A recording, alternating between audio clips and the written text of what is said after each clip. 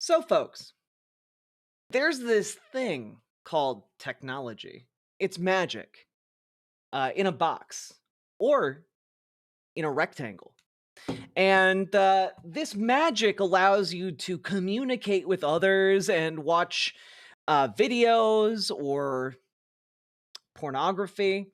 And it's pretty cool. It's pretty neat. However, there are some people who are pretty bad at it. Uh, generally speaking. Now, one of the things I wanted to point out here is that one of the people who's really bad at it is Elon Musk. Now, Elon Musk, for those of you who are unaware, has basically infiltrated the United States government with a team of highly trained interns, fresh out of college. Um, I think their technical titles are like Patsy 1, 2, 3, 4, 5, etc. for as many of them as have been hired. Um, but they effectively don't understand our government systems, and they are mucking around in it and trying to make sense of what they're finding while ignoring the people who have been using and updating and maintaining these systems for a very, very long time. Now, and piece of evidence about this is that Elon Musk has been spreading the idea that um, there are millions of people, or sorry, thousands of people getting Social Security that are 150 years old. The idea here being that, well, there just thousands upon thousands of people who are defrauding the US government out of Social Security. Now, here is one Ashmore Glenn. I'm an old programmer, coder in today's parlance, and many old programmers know COBOL. Some coders don't. When the muskrat claims Social Security is paying thousands of 150-year-olds, I think someone should let him know that in COBOL, if a date is missing, the program defaults to 1875. 2025 to 1875. 150. So, literally, one of the big talking points Elon Musk is popularizing, one of the big conspiracy theories is that there's thousands upon thousands, this wide scale evidence of fraud, and it's just dates that are missing. And they didn't care to actually look into it or find what's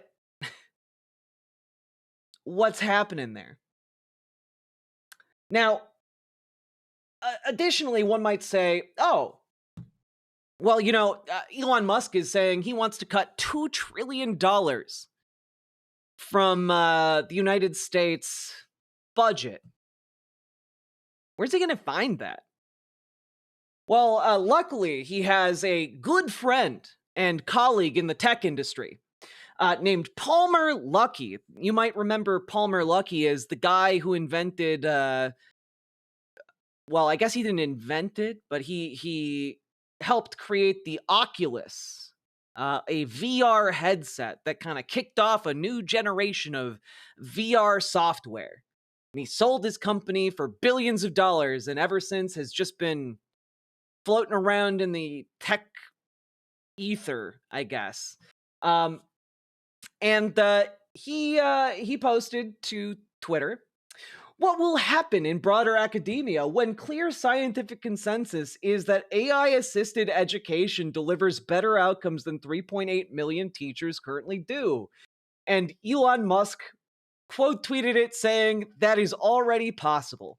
Now, I'm not going to get into it with you guys, but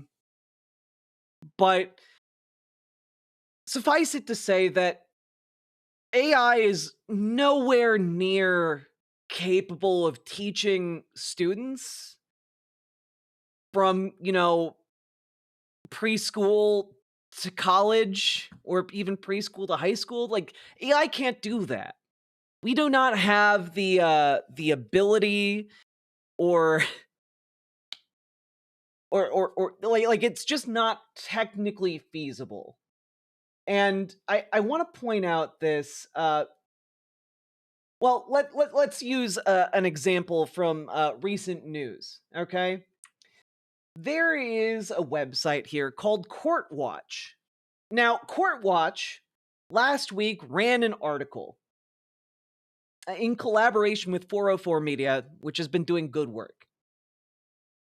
Lawyers caught citing AI hallucinated cases, saying it's a cautionary tale for all law firms. The attorneys filed court documents referencing 8 non-existent cases, then admitted it was a hallucination by an AI tool. Now, that's lawyers, adult lawyers using these tools, presumably highly trained professionals who've gone through years and years of study using these AI tools.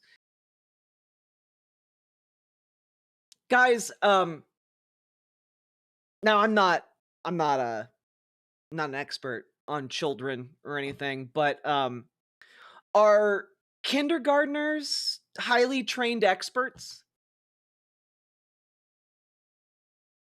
Are they are they like topping the charts in their fields? No? No. Yeah, I didn't think so, but I wanted a gut check. Um do you think that tools that even highly trained lawyers just like make such egregious mistakes with are capable of fully implementing lesson plans? Are they capable of like individualizing lessons and classroom behavior, helping to socialize children? Are they capable of, I don't know, like comforting a child who's not getting the love that they need at home? Are they capable of like is an AI program capable of like I don't know, showing love to a child? No! No! No! Not 1,000 times no! These people are morons! The richest people in the world in Silicon Valley are morons. And you might say, oh, but Jack, it's not good enough to point out that they're morons, except that I think it is a good thing to point out that they're morons because some people have been raised their entire life thinking that Elon Musk or Palmer Luckey or insert whatever digital Silicon Valley wonderkind you can imagine is the next person who's gonna save the world with their technology. They're gonna change everything. They're gonna have us in Jetsons cars in no time. And turns out they're just investors who got lucky. They don't got that juice. They don't know how to make things better. When they're actively provided plans to make things better, they say, not going to do that. Bye.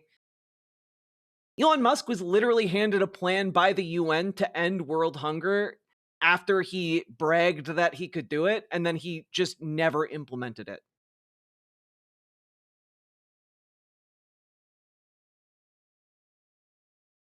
And these same people are not geniuses. They like to coat their ideas with the veneer of geniusness, but they are not, in fact, smart. Their brilliant idea here is firing 3.8 million teachers and replacing them with their product. That's their plan. It's just selling millions of copies of their product to replace teachers so that they can make more money. That's not a genius idea. That is a symptom of our predatory capitalist system. And it's one that is untenable in the long term.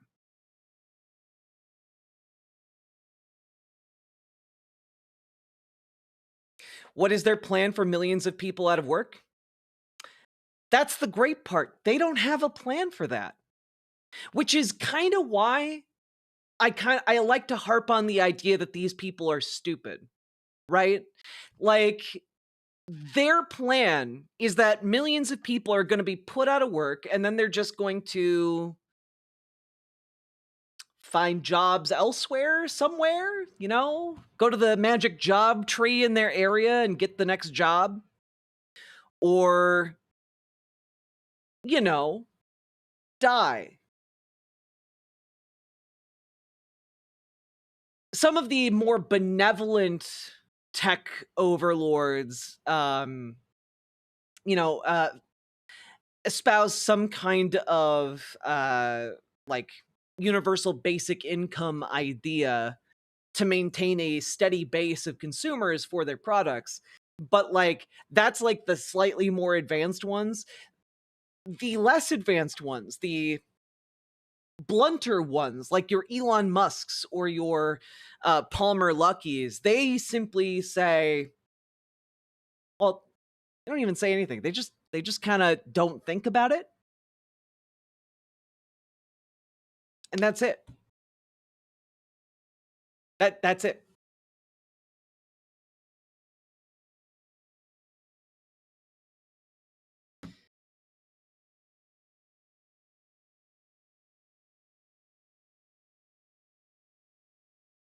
And you know, at a certain point, hell, do you even need real people anymore? AI could let people converse with their departed loved ones. Google X founder.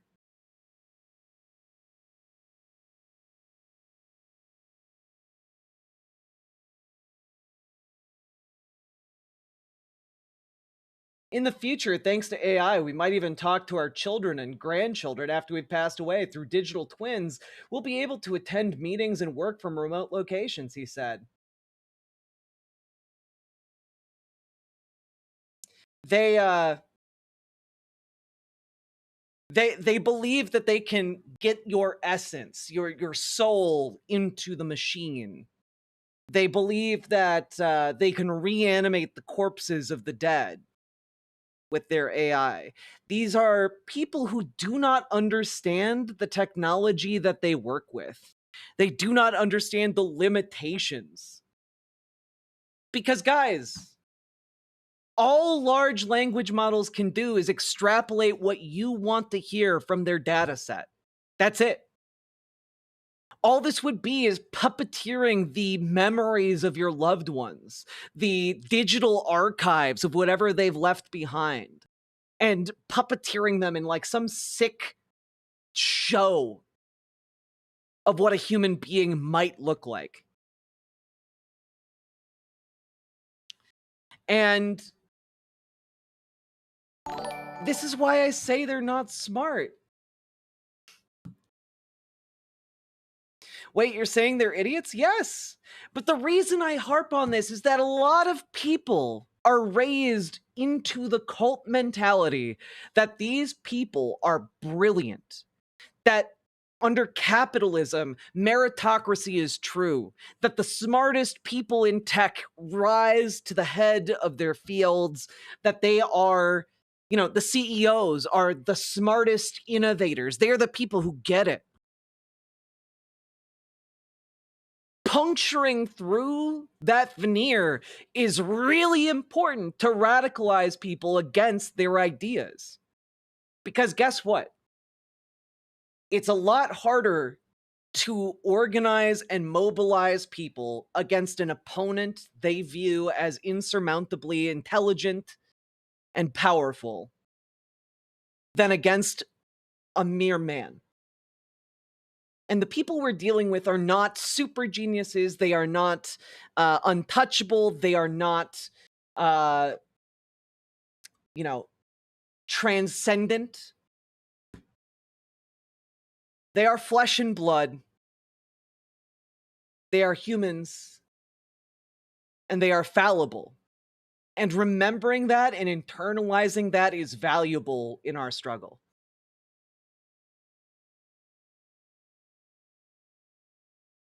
People who don't get that are doomed to the systems we are trapped within.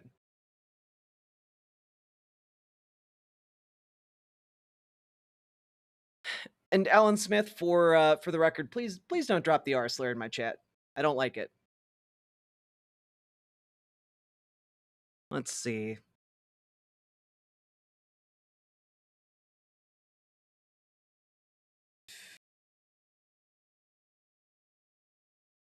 Yeah, anyway, I'm about to show you the greatest innovation of all time from resident super genius Mark Zuckerberg. Let's kick things off with some breakup stories. Who's first? I'll go. My ex broke up with me via text, using emojis. I got a broken heart, a crying face, and a thumbs up. For real? That's nothing. Mine left a note. It said it's not you, it's the Wi-Fi. I found it while reaching for the milk. Whoa. Over his Wi-Fi? That is bad. A text message meant for someone else. Oh my. Chose tarantula over me. A tarantula? Ghosted. Unbelievable. Status update. Whoa. Horoscope. No, Oh my. Wow, unreal. that's not right.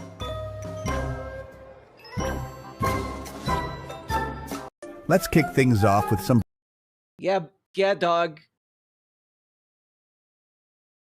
Yeah, the people fueling this fascist Silicon Valley movement, they're really cutting edge with the technology they're putting forward here. And as an FYI, that was real. That was a real advertisement for the metaverse. That was real, guys. That was an actual advertisement. According to Aftermath here, Meta has spent over $100 billion. That ad is the product of literally over $100 billion of development. They took down the video because of how much ridicule it was getting. And that, I like, guys, would smart people make that? Would smart people spend $1 billion on that?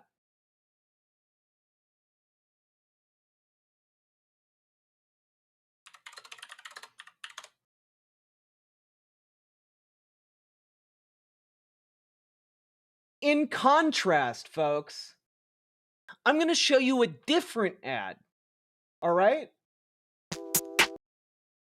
For a product that was made by 2 people initially.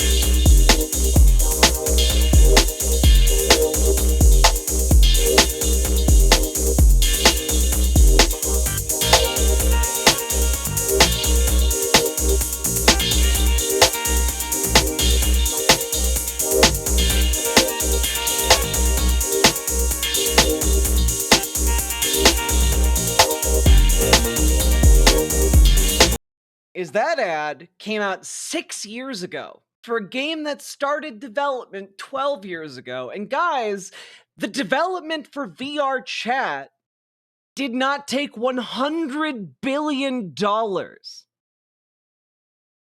And yes, VR chat is full of weirdos. Absolutely. But the metaverse is full of fewer weirdos who are much weirder and, well... 2003 called and wants their graphics demo pack animation back. uh...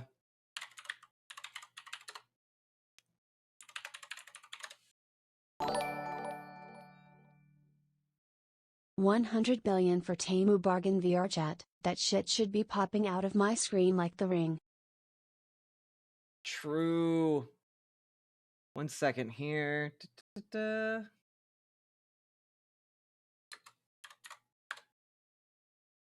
Oh, can I find it here? 1 year. Stone Corbel, thank you for being subscribed for 1 year. That's wonderful.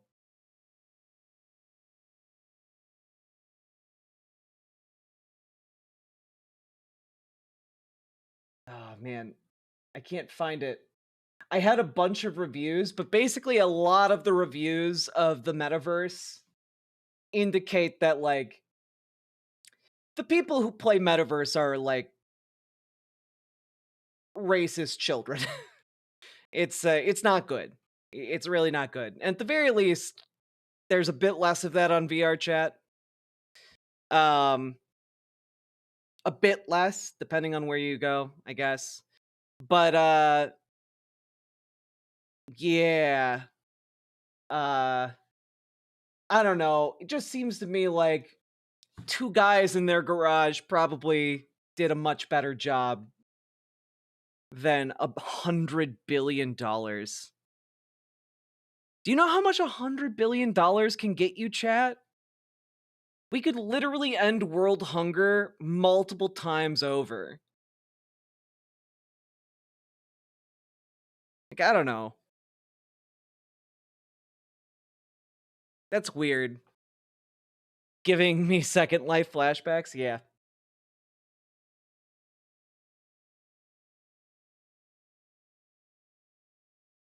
Where the fuck did all that money go? Honestly, excellent question.